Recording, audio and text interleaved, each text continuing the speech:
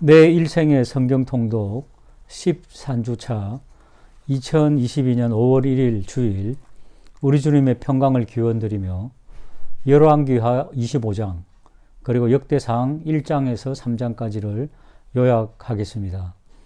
열왕기하 25장에는 남유다의 마지막 왕 시드기야 9년 10월 11일 유다의 배반을 응징하려고 바벨론 왕 느부갓네살이 성을 포위하고 토성을 샀습니다.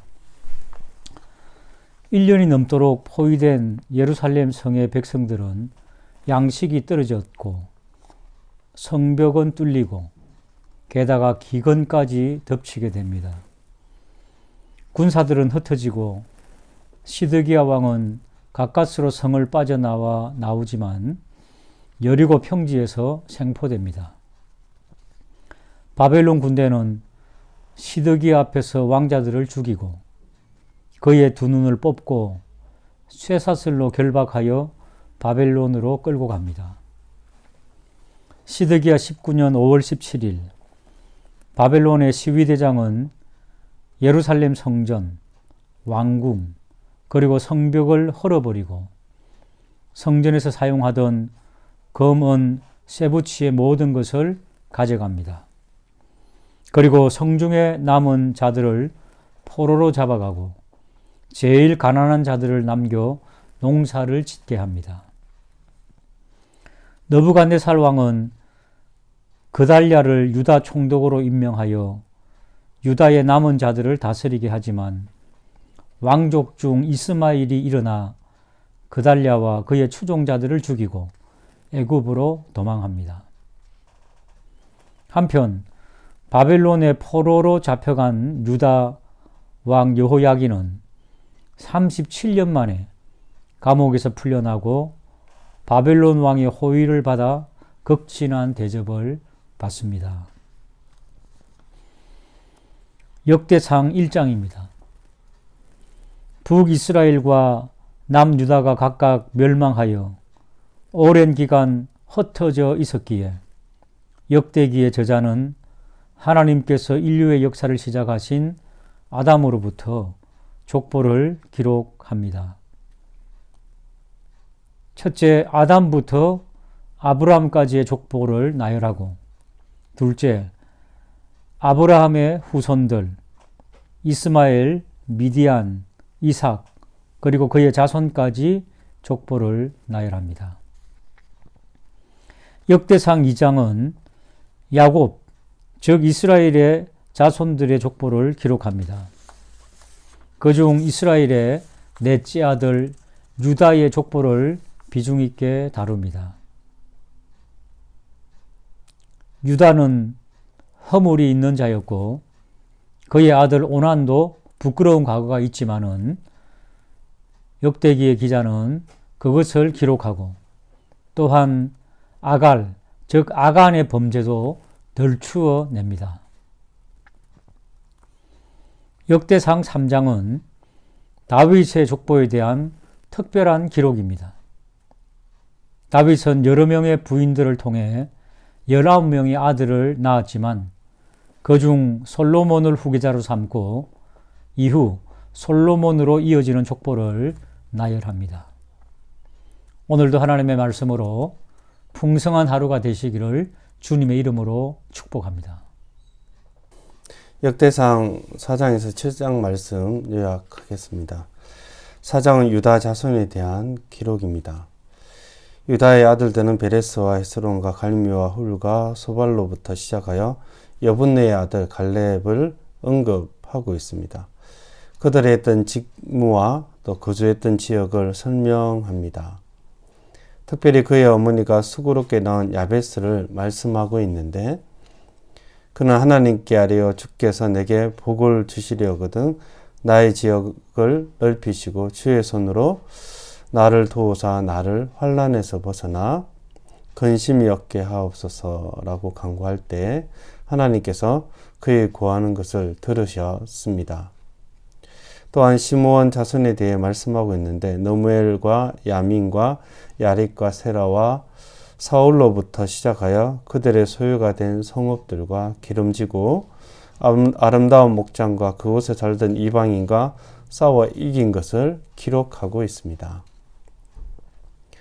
5장은 먼저 이스라엘의 장자 르우벤의 자손에 대한 기록입니다. 르우벤은 장자라도 그의 아버지의 침상을 더럽혔기 때문에 장자의 명분이 요셉의 자손에게로 돌아가서 장자의 명분대로 기록되지 못했습니다. 그의 아들들은 하녹과 발루와 헤스론과 갈미였으며 그들의 거주 지역을 언급합니다. 또한 갓 자손에 대해 기록하고 있는데 족장 요엘과 그 다음 사방과 야네와 사밧에 대해 말하고 있으며 그들이 살았던 거주지를 언급하고 있습니다. 그리고 므낫세 반지파 자손에 대해 기록하고 있는데 족장 에벨과 이시와 엘리엘과 아스리엘과 또한 예레미야와 호다위와 야디엘이 있으며 그들이 용사였음을 말씀하고 있습니다. 그러나 우상 숭배로 하나님의 심판을 받아 아수르에 사로잡혔음을 또한 말씀하고 있습니다. 6장은 레위 지파에 대한 기록입니다. 레위의 아들들은 게르손, 그앗, 무라리입니다. 그들의 자손에 대한 언급과 그들의 사역에 대해서 말씀하고 있습니다. 여호와의 성전에서 찬송하는 직분을 맡았으며 그 계열대로 직무를 행하였습니다. 또한 아론과 그의 자손들은 번제단과 향단 위에 분향하는 제사를 드리며 지성소의 모든 일을 하여서 하나님의 종 모세의 모든 명령대로 이스라엘을 속죄하는 일을 하였습니다. 레위 지파는 이스라엘 자손이 나누어 준 성읍과 목처지에 거주하게 됩니다. 7장은 먼저 이사갈 자손을 기록하고 있습니다. 돌라와 보아와 야숲과 시므론을 비롯하여 족보에 올라가 있는 모든 집안 사람들은 8만 7천 명입니다. 또한 베냐민 지파의 자손을 기록하고 있는데 벨라와 베겔과 여디아엘 세 사람이며 벨라의 아들들은 2만 2,034명이었습니다. 베겔의 아들들은 2만 200명이었습니다. 여디아엘의 아들들은 17,200명이었습니다. 그리고 납달리의 아들들은 야시엘과 군니와 예셀과 살룸이며 비라의 손자였습니다. 또한 므낫세는 그의 아내에게서 아스리엘을 낳았고 또 아람 여인을 통하여서 마길이라는 사람을 낳게 됩니다. 그들의 자손 중 길르앗의 손자 슬로보앗은 아들이었고 딸만 있었습니다. 또한 에브라임의 자손에 대해 기록하고 있는데 에브라임의 아들은 수델라요, 그의 아들은 베레시요, 그의 아들은 다하시요, 그의 아들은 엘라다요, 그의 아들은 다하시요, 그의 아들은 사바시요, 그의 아들은 수델라입니다. 눈의 아들 요수아가 에브라임의 자손이었으며 그들은 베델과 그 주변 마을과 게셀과 세겜의 주변 마을에 살았습니다. 아셀의 아들들은 임나와 이스와와 이스위와 브리야였습니다. 그들의 매제는 셀라였습니다. 또한 그들의 가문의 지도자들은 우수한 군사였고 전쟁에 나가 싸울 수 있는 사람들은 2만 6천 명이었습니다. 이상 요약을 마치도록 하겠습니다. 5월 3일 성경 통독 본문은 역대상 8장에서 11장 말씀입니다. 8장은 베냐민 지파의 상세한 족보에 대하여 전하고 있는데 앞선 7장에서 소개한 족보보다 더욱 상세하게 반복하고 있음을 알게 됩니다. 여기서 중심인물로 바로 왼손잡이 사사 에웃을 중심으로 전하고 있음을 보게 되는데 그를 중심으로 베냐민 지파의 족보가 기록되므로 포로 귀환한 백성들에게 용기와 승리에 대한 확신을 주고 있는 의도가 있음을 알 수 있습니다. 이후 29절에서 40절은 사울 가문의 계보를 소개하고 있습니다. 사울 왕까지의 계보와 그 이후 요나단의 계보를 중심으로 전하고 있는데 이는 사울의 범죄로 큰 징벌을 받았으나 하나님의 은혜로 끊이지 않고 계속해서 가문을 이어가고 있다는 것을 전합니다. 이를 통해 회복의 역사와 위로 그리고 소망을 통해 용기를 전하고 있음을 확인할 수 있습니다. 9장은 포로 생활에서 귀환하여 예루살렘에 거주하게 된 각 지파 사람들의 명단과 숫자를 소개하고 있습니다. 그중 예루살렘 중심에 거주하며 재건에 공헌한 유다 지파와 베냐민 지파를 소개하고 있는데, 이는 남유다의 정통 왕조에 속해 있던 지파였고 하나님의 백성으로 중요한 역할을 담당하고 있음을 알게 됩니다. 그리고 이어지는 제사장들과 대제사장 아사랴의 계보가 소개되고 있는데, 이는 귀환 후 가장 우선시되는 제사의 인도자들을 소개하므로 하나님의 뜻을 온전히 지켜야 함에 대하여 전합니다. 이후 일반 레위인들을 소개하고 있습니다. 그 조상들이 맡았던 직무를 따라 찬양하는 자들의 계보, 성전 문지기, 성전의 기구를 관리하는 자들, 그리고 찬송하는 자 등 여러 가지 직분들로 구분된 자들의 헌신과 봉사에 대하여 전하고 있습니다. 10장은 9장 후반부에서부터 기록된 사울의 족보에 이어서 사울 왕과의 전사와 그리고 몰락 장면에 대하여 전하고 있습니다. 즉 사울 가족의 죽음을 시작으로 사울의 자살 그리고 블레셋 사람들이 행한 사울과 자식들의 시체에 대한 모독에 대하여 전하고 있죠. 본문에서 중요한 것은 바로 마지막 부분으로 사울의 죽음에 대한 신학적 평가입니다. 즉 사울의 죽음은 하나님 말씀에 대한 불순종의 결과임을 분명하게 전하며 이후 온전한 순종의 삶을 살아갈 다윗의 길을 열고 있음을 확인하게 되죠. 그러므로 주의 말씀에 순종하는 삶, 주님 중심적인 삶을 살아야 한다는 것을 우리는 다시금 알게 됩니다. 11장은 다윗이 백성들에게 추대를 받으며 예루살렘에서 왕위에 오르는 것으로 시작하는데, 이는 이스라엘을 통일 왕국으로 완성시켰음을 의미하고 있는 것입니다. 그리고 후반부에는 하나님의 나라의 모토인 이스라엘을 건설할 수 있도록 함께 생사고락을 했던 용사들의 행적에 대하여 전하고 있습니다. 이것은 고통과 아픔을 겪은 백성들에게 새 희망과 회복의 메시지로 하나님께서 하신 약속은 반드시 성취되어 온전한 하나님의 나라가 이루어진다는 것을 전하고 있죠. 또한 장차 오실 메시아 예수 그리스도께서 이루실 완전한 하나님의 나라에 대한 모형을 알게 됩니다. 그러므로 하나님의 섭리 가운데 주어진 사명에 충성함으로 온전한 하나님 나라를 함께 이루어 가시길 간절히 소망합니다. 오늘 읽으실 말씀은 역대상 12장에서 15장 말씀입니다. 먼저 12장은 다윗의 즉위를 언급한 대목에서 마지막 부분입니다. 다윗이 이스라엘의 왕이 되기 전 그를 왕으로 옹립하기 위해 그에게 찾아왔던 용사들을 기록하고 있는 12장은 다윗이 사울왕으로부터 고난을 받고 있을 때 그에게 찾아왔던 용사들과 사울왕의 사후 다윗을 이스라엘 왕으로 옹립하기 위해 헤브론에 몰려든 온 이스라엘 지파의 용사들로 구성되어 있습니다. 12장은 다윗 왕조의 신정적 탁월성과 함께 영광스러운 측면만을 나타내기 위해 다윗을 옹위한 용사들을 말하고 있습니다. 이렇게 함으로 해서 다윗을 왕으로 옹호하는 세력이 많음을 보여주려 합니다. 13장에서부터는 확고하게 다져진 정치적 기반위에서 종교적으로 이스라엘 백성들의 관심을 집중시키는 다윗 왕의 모습을 기록하고 있습니다. 이러한 흐름 속에서 종교적인 사역을 첫 번째로 시도하는 장면을 언급하는 13장은 다윗의 잘못으로 기인한 사건을 기술한 대목입니다. 즉 언약궤를 이동하는 과정에 있어서 규례에 어긋나게 행함으로써 변을 당하는 모습을 기록한 것입니다. 이스라엘의 관심을 모으기 위해 의논하는 다윗의 모습을 언급한 전반부와 그 계획을 규례에 맞지 않게 착수하는 장면을 기록한 중반부, 그리고 부주의로 급사한 웃사와 법궤를 오벳 에돔의 집으로 옮기는 장면을 언급한 후반부로 구성되어 있습니다. 13장의 주제가 되고 있는 언약궤의 옮김은 다름 아닌 이스라엘이 하나님을 찾았던 경건한 행위였습니다. 이 하나님의 궤는 하나님의 이름으로 일컬어지는 성물, 곧 그의 영광과 그의 능력이 임재해 있었던 각연적인 보좌로서 하나님의 계시와 통치를 상징하는 것입니다. 따라서 언약궤를 옮긴 다윗의 행위는 통치의 전권을 하나님께 드리는 신앙의 표현이었으며 이것이 다윗과 그의 왕조가 축복을 받을 수 있었던 이유입니다.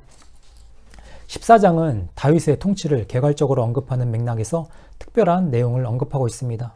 본장은 언약궤를 예루살렘으로 옮기는 과정에서 규례에 어긋나게 언약궤를 이전하다 하나님의 심판을 목도한 13장과 다시 규례에 합당하게 하나님의 궤를 옮기는 15장 사이에 위치하고 있기 때문에 그 의미가 특별한 것입니다.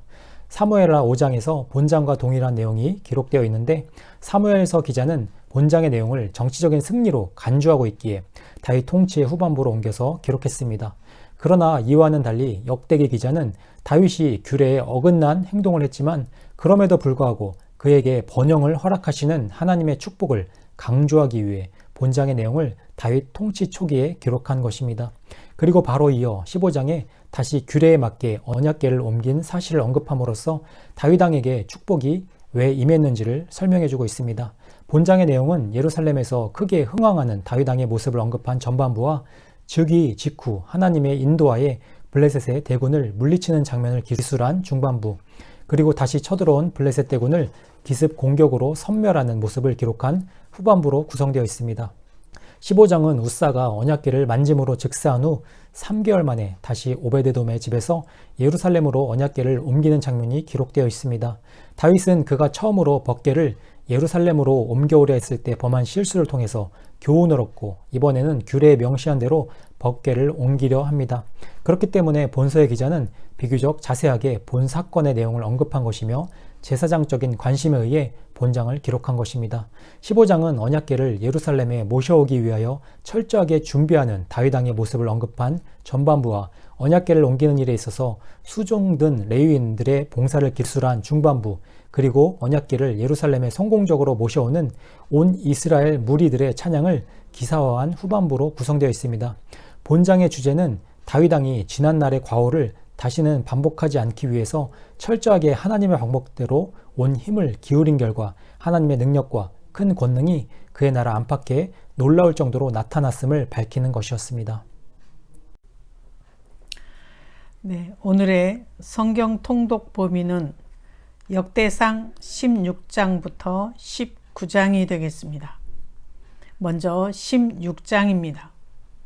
본장은 하나님의 궤가 왕실의 성읍에 안치되었고 그것으로 해서 다윗이 통치하던 시대에 하나님을 섬기는 공적인 예배가 그 기틀을 잡게 된 비중 있는 사건으로 끝을 맺고 있습니다.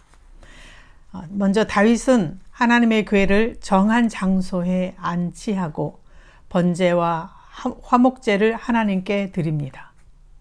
그리고 백성들과도 음식을 나누며 기뻐합니다.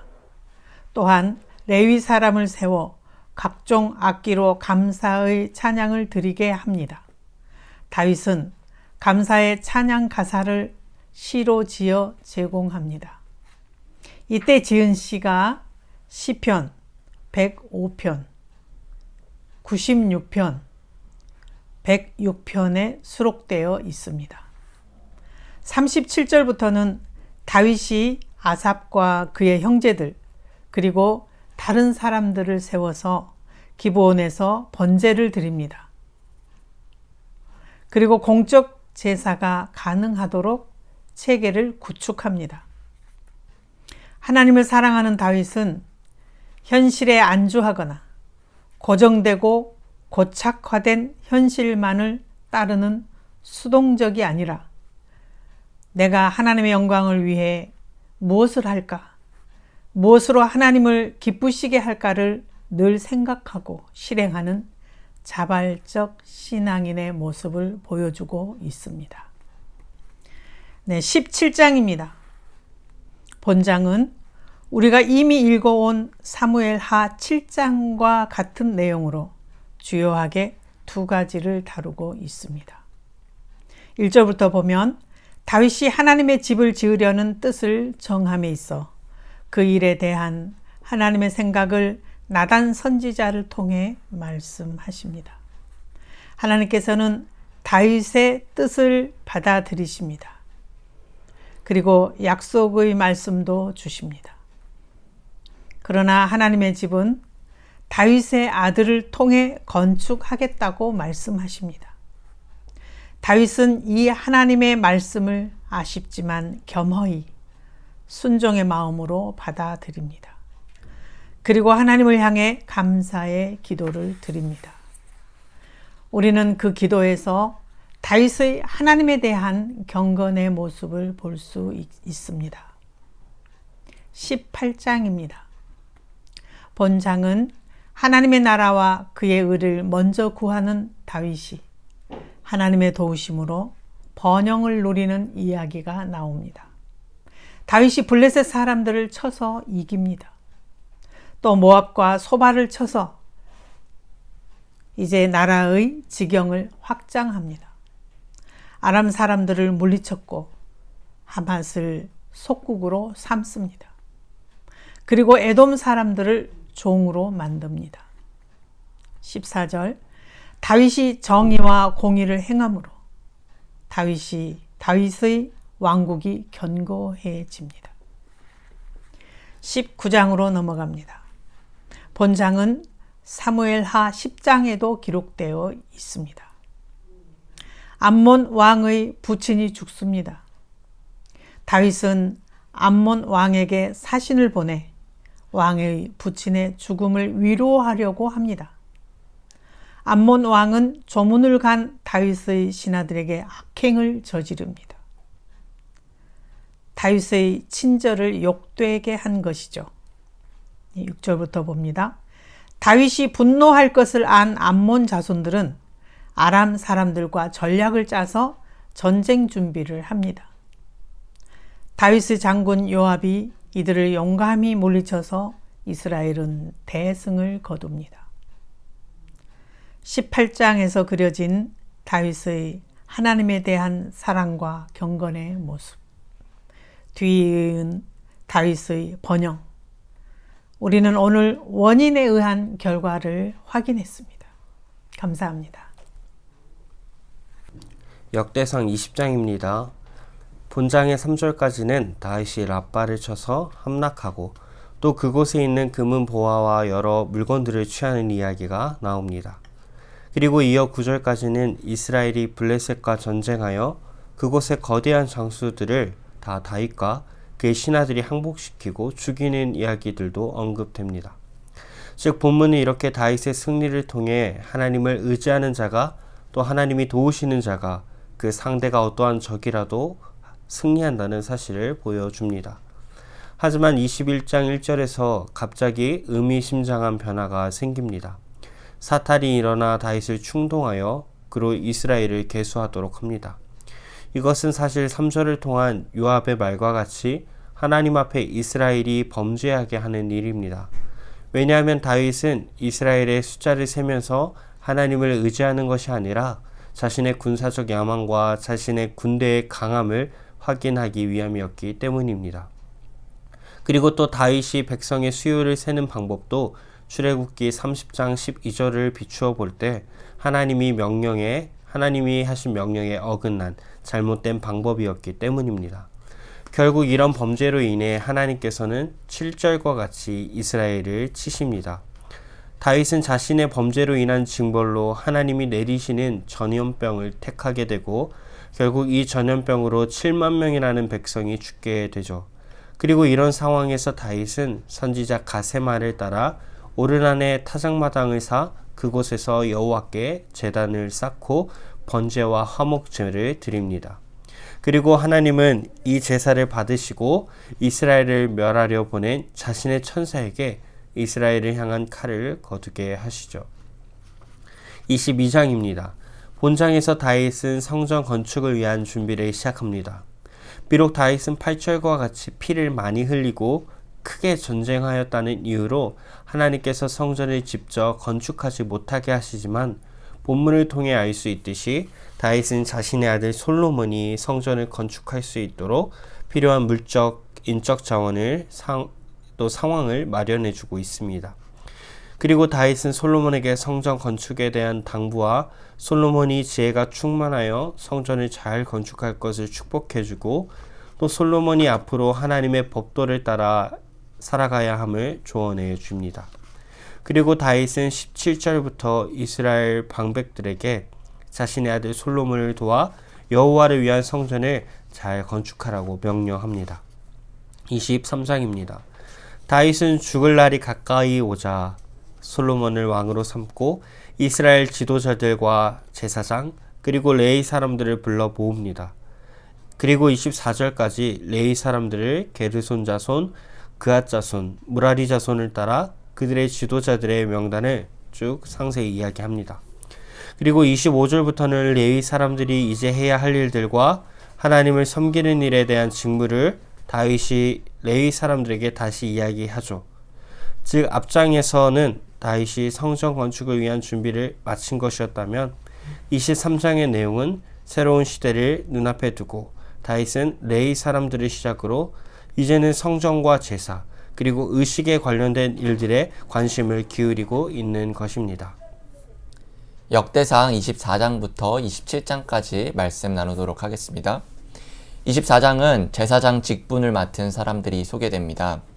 이들은 아론 자손의 계열로서 아론의 아들 나답과 아비후가 그들의 아버지보다 죽었기에 나머지 아들들인 엘르아살과 이다말의 자손들이 나옵니다. 엘르아살과 이다말의 후손들로 구성된 이 제사장 계열을 24개의 집단으로 나누어 제사장의 직무를 번갈아 행하게 했습니다. 24개의 집단 우두머리 중 16명은 엘르아살 자손이었고 8명은 이다말 자손이었습니다.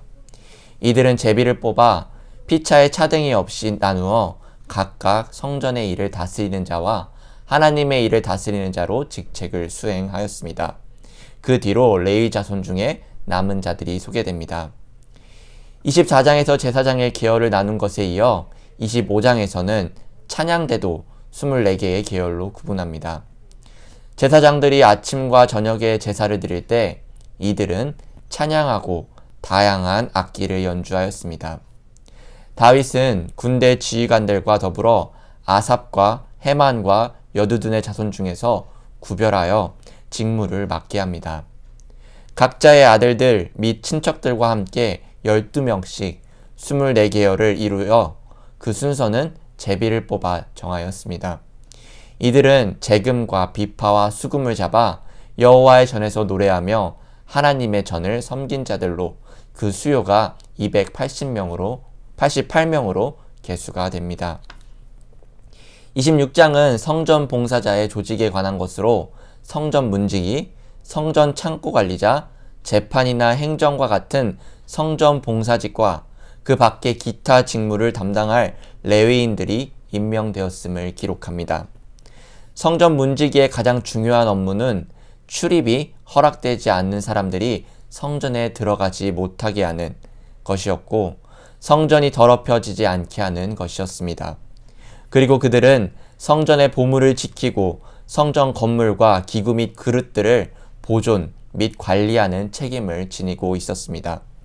레위 지파에 속한 다른 두 자손, 이스라엘 자손과 헤브론 자손은 예루살렘 이외의 지역인 요단강 동쪽과 서쪽의 이스라엘 지파들에서 관원과 재판관으로 섬기는 직분을 받았습니다.